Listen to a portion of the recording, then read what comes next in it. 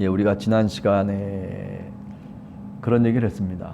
예수 그리스도께 속해 있는 교회 공동체라든지 신앙 공동체 또는 제자들, 이 비유를 통해서 하나님 나라의 모습들과 그 성격을 보다 더 저 밖에 있는 사람들과는 달리 우리가 공유할 수 있다라고 하는 거죠.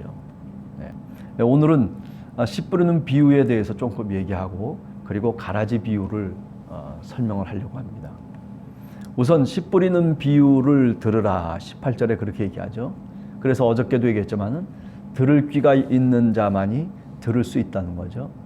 근데 그 들을 귀가 있다라고 하는 것은 마음이 열려진 상태, 다시 말하면 하나님의 영이 우리 가운데 오셔서, 우리가 에스겔서 읽어보면 에레미야서에서도 마찬가지겠죠.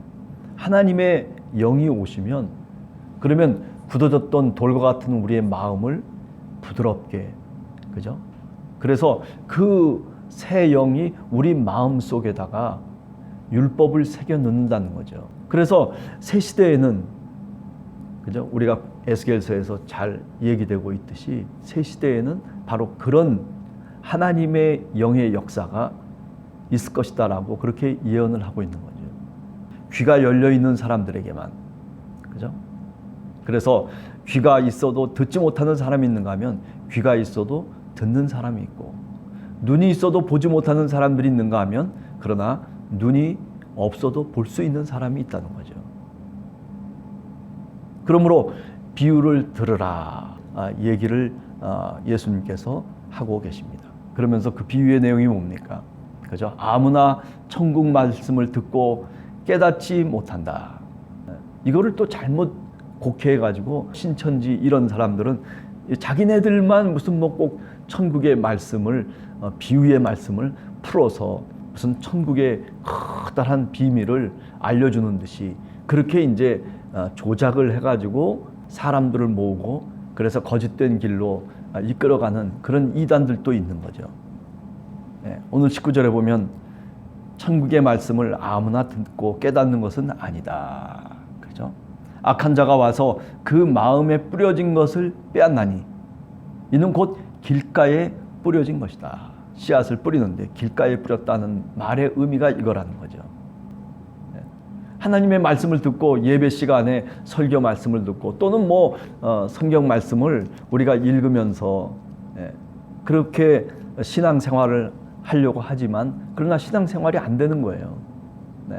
하나님 말씀을 읽으려고 딱 성경 말씀을 펴가지고 조금 읽다 보면 마치 하나님의 말씀이 수면제가 돼가지고, 그래가지고 그냥 잠이 들어버리고 마는. 그건 왜 그러냐면 그만큼 관심이 없다는 거죠.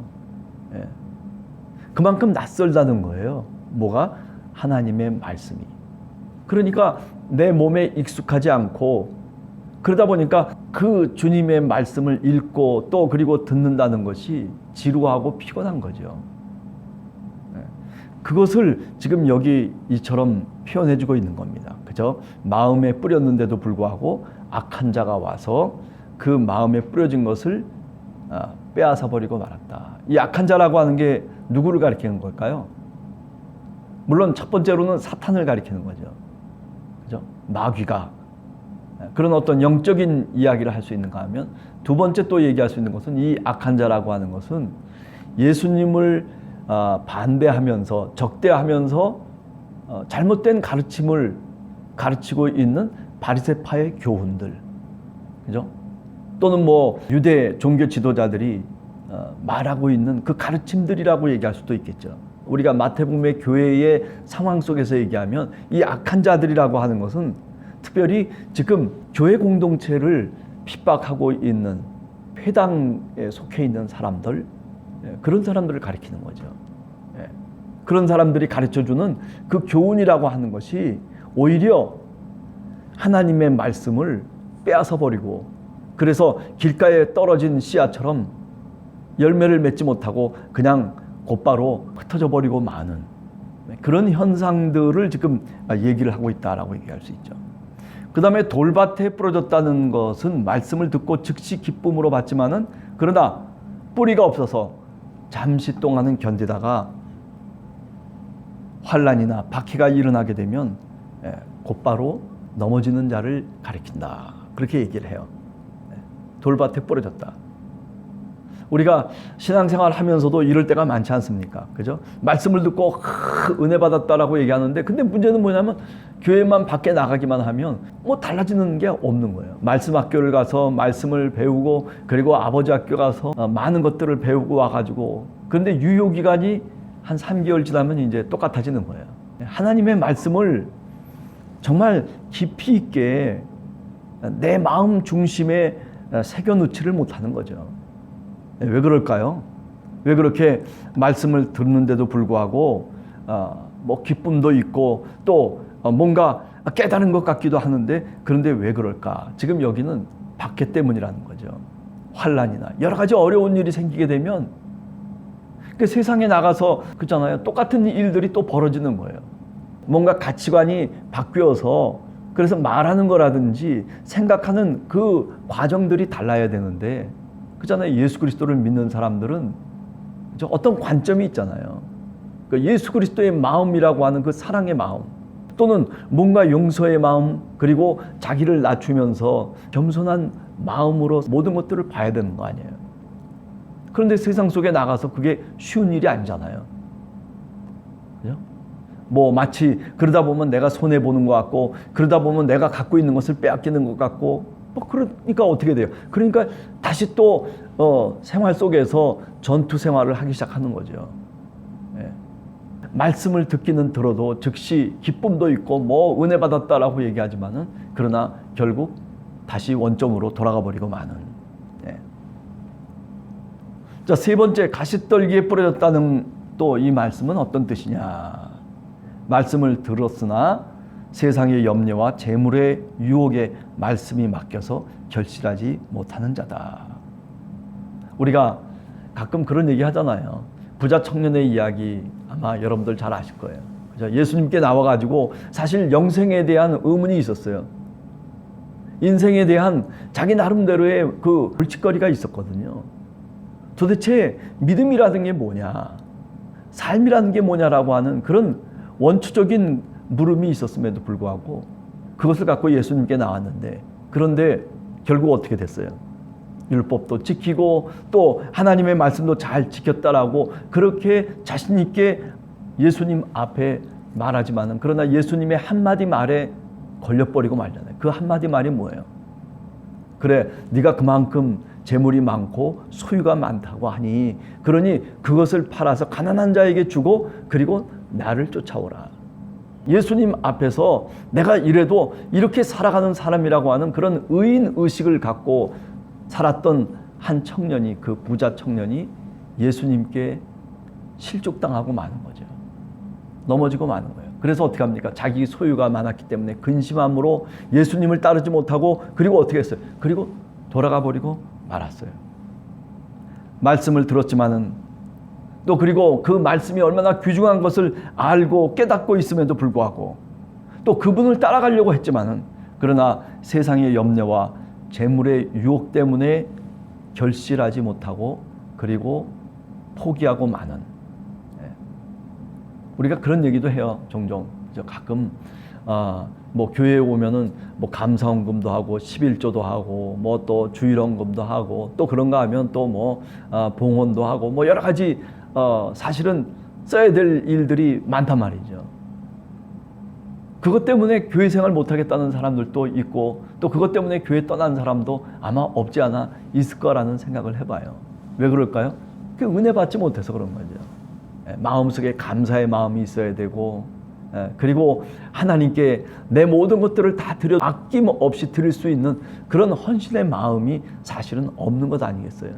다시 말하면 내 마음과 심령이 거듭나지 못했다는 거죠. 교회 생활하면서 사실은 여러 가지 어려운 일들이 닥칠 때도 있는 거거든요. 기도는 열심히 했는데도 불구하고 그 뜻대로 이루어지지 않을 때도 있어요. 그죠? 내가 믿음을 갖고 삶을 살고 있음에도 불구하고 그 믿음의 결실이 정말 맺혀지지 않는 그런 과정 속에서 우리가 종종 이렇게 하나님의 말씀을 포기할 때가 있는 거죠. 그게 바로 우리 인간인데, 그런데 왜 그러느냐 하면은 지금 얘기의 말씀처럼 여러 가지 염려와 유혹 때문에 우리가 그렇게 됐다라고 말씀하고 있는 거죠. 자, 그러니 어떻게 하라는 거예요? 그러니까 좋은 땅에 뿌려져야 된다는 거예요. 근데 우리 자신들이 하나님의 말씀을 듣는 우리 자신들이 마음밭이 과연 좋은 밭이냐라고 하는 거죠. 다시 말하면 내가 거듭난 삶을 오늘 또 살고 있는 자냐라고 하는 거죠. 성령이 나와 함께 동행하고 있느냐. 내가 생각하는 것, 내가 인생을 살아가려고 하는 그 어떤 방법들, 이런 모든 것들이 사실은 달라져야 된다는 거죠. 예. 세상의 방법이 아니라 주님이 우리에게 가르쳐 주신 그 교훈의 방법대로 우리가 살아가려고 애를 쓰는 거예요. 가끔 원수 같은 사람도 있음에도 불구하고 그런데 그를 용서해야 돼요. 왜? 주님이 그렇게 말씀하셨으니까. 오리를 같이 가자고 할 때 내가 싫어요. 저 사람하고는 내가 같이 갈 수가 없어요. 그런데도 불구하고 심리를 가주라고 주님이 말씀하셨기 때문에 그 말씀에 순종하는 거예요. 그런데 놀라운 것은 그렇게 내가 원하지 않고 그렇게 내가 싫어함에도 불구하고 어쩌면 내가 미워함에도 불구하고 주님의 말씀을 붙잡고 내가 그대로 살려고 하다 보니까 어떻게 돼요? 내 마음속에 하나님이 내 마음을 변화시키시고 나를 변화시키시고 그리고 오히려 사랑의 마음을 갖게 하시고 감사의 마음을 갖게 하시고 그리고 정말 오리가 아니라 심리라도 같이 가질 수 있는 그런 마음으로 성령께서 우리를 인도해 가시는 거예요. 중요한 것은 내가 이렇게 했다라고 하는 게 중요한 게 아니에요. 마태복음을 통해서 보면 내가 뭐 냉수를 떠줬습니다. 내가 어떻게 했습니다. 내가 저렇게 했습니다라고 그렇게 내 스스로 생각하고 있는 게 중요한 게 아니에요. 성령이 우리 마음속에 감동을 주시는 거죠. 은혜를 주시고 감사를 주셔서 그래서 그렇게 주님의 뜻대로 살아가려고. 물론 그 속에서 실족할 때도 있죠. 그러나 실족해서 결실 없는 모습으로 그냥 넘어져 버리고 마는 것이 아니라 다시 일어난다는 거죠. 의인은 7번 넘어져도 다시 일어난다는 잠언의 말씀처럼 예수 그리스도를 믿는 사람들은 일어나고 오뚜기처럼 또 일어나는. 그래서 어떻게 보면 저 바보 아니야 라고 얘기할 정도로 그럼에도 불구하고 또 일어나는 거죠. 왜? 하나님의 역사를 믿기 때문에 하나님이 끝까지 우리를 붙들어주실 것을 믿기 때문에 그런 겁니다. 이제 2021년 12월 1일입니다. 지금까지 쓰러지고 넘어졌다 손치더라도 그죠? 일어나세요.